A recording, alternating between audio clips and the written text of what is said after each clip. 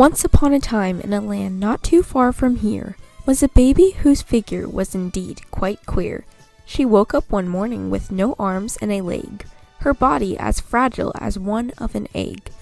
Now this baby went by the name Ruberta, and her body was broken because she'd been hit with a hydro flask, thrown against walls, abandoned and left to die in the halls. But she had been saved by whom, may you ask? Why, Hannah, a student who was often off task. And who is this Hannah girl, you may ponder? Why, she stands 6 inches and 5 feet no longer. Her crazy imagination distracts her from schoolwork, which brought her to the back of the classroom where she tended to lurk. There she found Ruberta and picked her up with great care. The two were truly an inseparable pair. She brought her home to fix her broken limbs, but here's where the trouble begins. Her parents said, "Now, young lady, get rid of that thing," and they threw Ruberta down the stairs by a fling. Hannah screamed and ran down the stairs. She got ready to give Ruberta repairs. She threaded the needle with a strong thread, and she gave the doll the heel of a bread. She sewed up the body and it was good as new.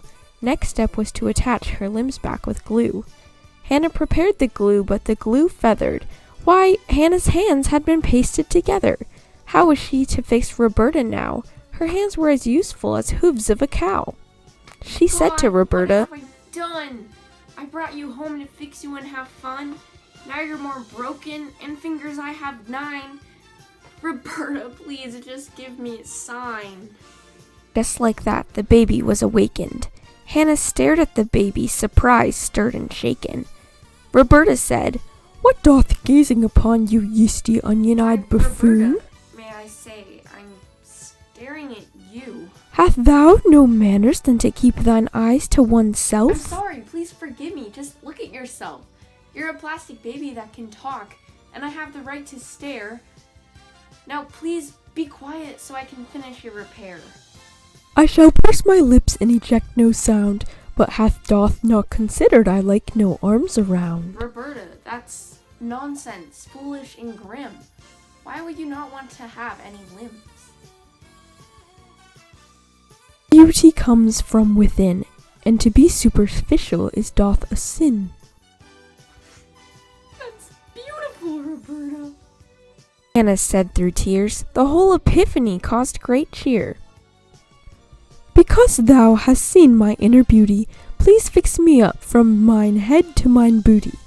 So Hannah attached her arms and legs to her body and made her an outfit that was loved by everybody. The weekend was over, Ruberta was fixed. They returned back to school like a cool autumn mist. Back to the cabinet in the back of the room, room 66 atmosphere was where Ruberta's love was bloomed. So the story concludes. But don't leave with a sad attitude. Be happy for Ruberta and the friends she found, for those are her family that will always be around.